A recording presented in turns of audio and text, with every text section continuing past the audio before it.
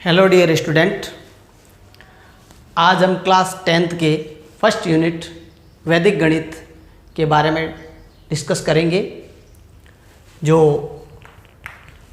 नए सिलेबस के अनुसार और शॉर्ट कर दी, फिर भी इसके इम्पोर्टेंट मेथड अपने काम के हैं और डिवाइड, मल्टीप्लाई और इक्वेशन सॉल्व करना, ऐसे तरीके हम एक नए तरीके से सीखेंगे।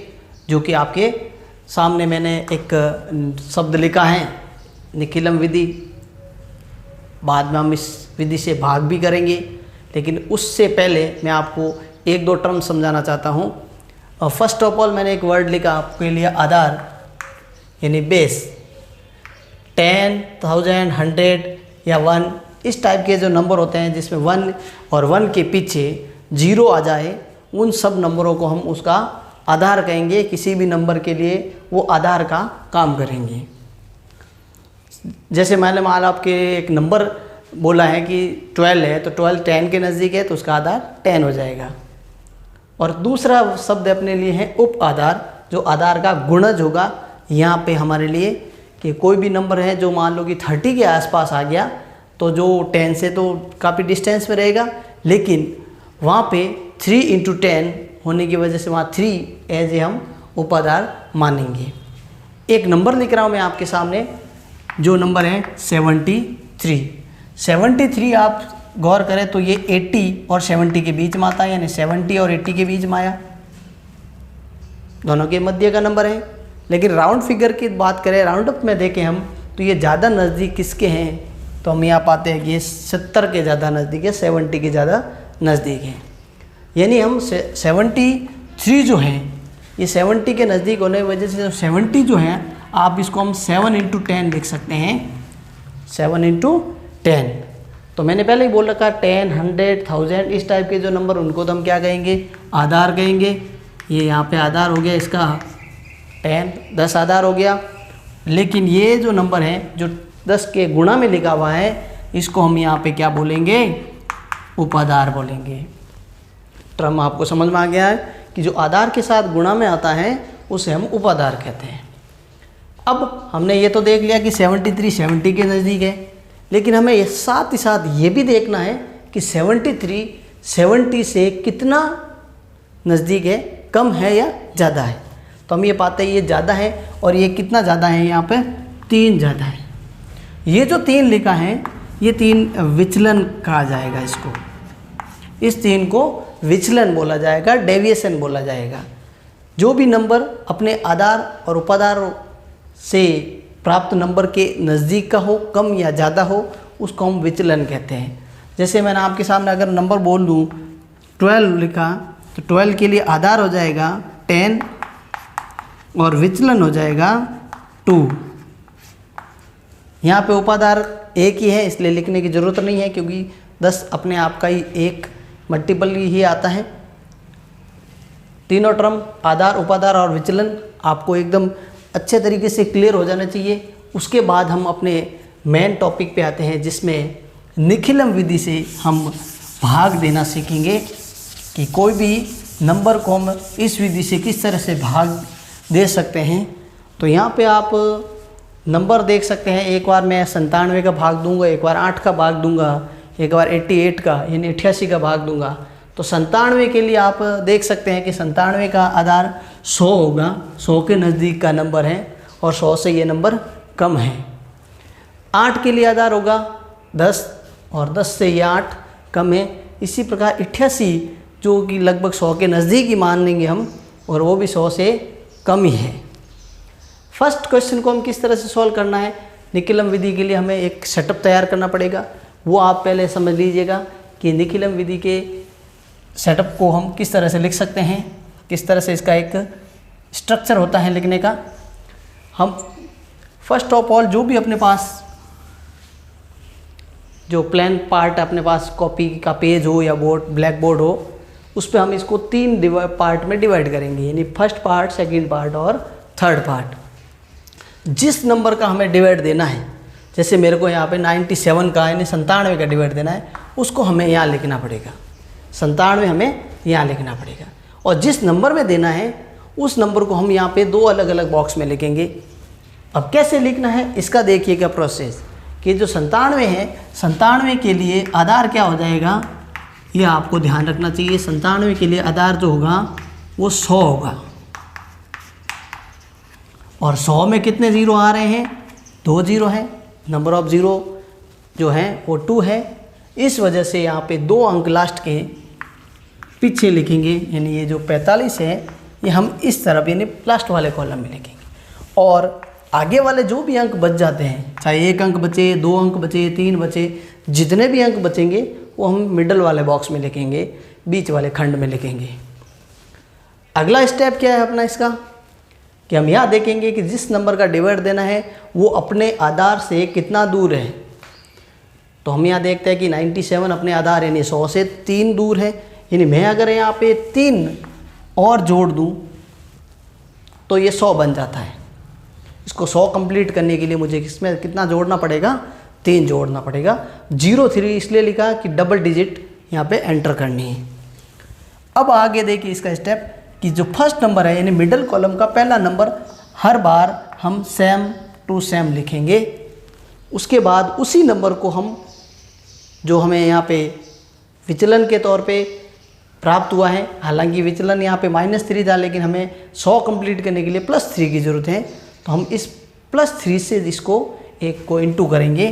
तो इसको 0 से इंटू किया 0 आया, 3 से इंटू किया 3 आया। मतलब ये हुआ कि इस नंबर को इनसे इंटू करना है हर बार। अब ये जो 03 प्राप्त हुआ ये डिजिट के नीचे डिजिट होना चाहिए, अंक के नीचे अंक लिखना है। यहाँ फिलअप या खाली जगह पर या एक ब्लैंक स्पॉट पर हमें इसको नहीं लिखना है। अब यहाँ पे देखिएगा मैं इन दोनों को जोड़ दूँ, 0 में 2 जोड़ने पर भी 0 2 ही प्राप्त होता है। 2 को सेम टू सेम लिखा। अब इस 2 को फिर इससे इंटू कराना है। तो इस 2 को मैं इससे इंटू करूँ तो मेरे पास 06 प्राप्त हो जाता है। और हम अब तीसरे कॉलम में पूरी तरह से एंटर हो चुके हैं। अब अपने लिए दूसरे कॉलम में जगह नहीं रही है। तो जैसे ही हमारा प्रोसेस तीसरे स्टेप में चला जाता है, वहाँ पे हमें इन दोनों को जोड़ देना है। तो 5 और 6 जोड़ने पर 11 हुए। इसको एक हासिल देने की वजह से यहाँ पे 8 हो गए। तो यहाँ पे हमें प्राप्त नंबर हुआ 81। तो ये 81 हो जाएगा शेषफल। और ये जो मिडल बॉक्स में नंबर आया था बीच में, ये अपना हो जाएगा भागफल। यानी कि भागफल और शेषफल हमें यहाँ पे प्राप्त हो चुके हैं। एक और क्वेश्चन देखते हैं इसमें, जिसमें आप इसको और स्टेपली समझ पाएंगे। मैं आपके लिए सेटअप तैयार कर रहा हूँ। पहले 88 का करूँगा ताकि क्या 100 के नियर ये भी था, 100 के नियर ये है, तो आप दोनों इजीली कवर कर सके। तब तक आप ये देखिएगा कि इसका सेटअप किस तरह से तैयार किया था मैंने। वो सेटअप ये था कि जिस नंबर का हमें डिवाइड देना है वो हमें कहाँ लिखना है, फर्स्ट कॉलम में। और ये देखना है कि इसका आधार कितना है। इसका आधार 100 है और ये 100 से कितना कम है, 12 कम है। तो यानी इसके अंदर मैं 12 यानी 12 ऐड कर दूं तो मुझे 100 प्राप्त हो जाता है। 100 आधार होने की वजह से ये 2 अंक हमें लास्ट कॉलम में लिखने पड़ेंगे और बचे हुए अंक हमें मिडल कॉलम में लिखने पड़ेंगे।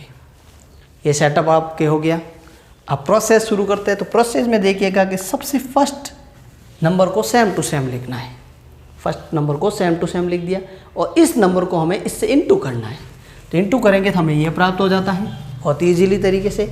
और अब इनको जोड़ते हैं तो वापस यहाँ पे हमें 1 प्राप्त हो गया। क्या किया हमने, ये 1 सेम टू सेम लिखा, 1 को इससे इंटू किया, 12 आ गया। 0 और 1 को ऐड करने से ये 1 आ गया। 1 को इससे फिर इंटू करते हैं, यहाँ जगह बची नहीं है, इसलिए ये दोनों डिजिट कहाँ लेके जाएंगे, तीसरे कॉलम में। और जैसे ही हम तीसरे में एंटर हो जाते हैं अपनी प्रक्रिया का एंड होना लग जाता है। अब हम इसको सिर्फ ऐड करेंगे और ऐड करने से ये नंबर हमें प्राप्त हो गया कि भागफल आ गया अपने लिए 11 और ये जो नंबर आया है ये शेषफल आया है। यानी 1013 के अंदर 88 का भाग देंगे जो 11 बार जाएगा और 45 शेष रह जाएगा। बहुत ही सिंपल टॉपिक, 100 के नियर दोनों नंबर थे, इसको आपने इजीली समझ लिया। अब हम एक और बच गया हमारा जो है डिवाइड का क्वेश्चन, वो ये है सेकंड क्वेश्चन। जिसमें 311 के अंदर हमें भाग देना है 8 का।